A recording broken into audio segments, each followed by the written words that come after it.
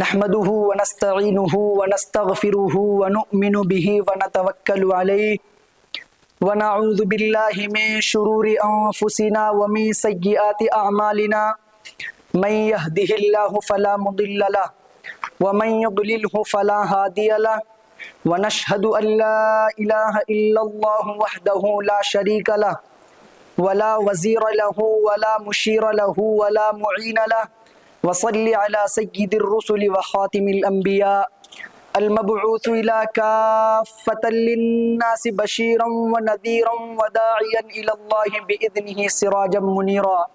صدق الله مولانا العظيم وصدق رسوله النبي الكريم ونحن على ذلك لمن الشاهدين والشاكرين والحمد لله رب العالمين. ورغم أنف رجل دخل عليه رمضان ثم انسلخ قبل أن يغفر له. ایک مرتبہ حضرت جبرائیل علیہ السلام نے دعا کی اور حضرت محمد مصطفیٰ صلی اللہ علیہ وسلم نے آمین کہا کہ ہلاک ہو گیا وہ شخص جس نے رمضان المبارک کا مہینہ پایا اور اس نے اپنی گناہوں کی بخشش نہ کروا سکا.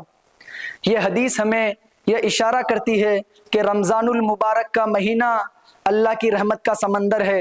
جب اللہ کی رحمت برس رہی ہو اور پھر بھی کوئی انسان اپنے کیے گئے گناہوں پر شرمندہ ہو کر توبہ نہ کرے تو اس سے بڑا بد نصیب کوئی نہیں.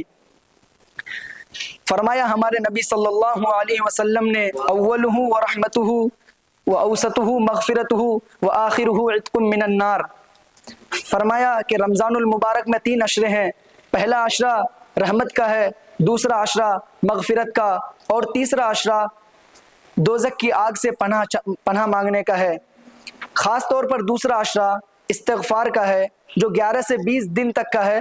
وہ اس میں ہمیں چاہیے کہ زیادہ سے زیادہ استغفار کی کثرت کریں، خاص طور پر ہر نماز کے بعد اور اسی طرح افطار کے وقت استغفار کی کثرت کرنی چاہیے.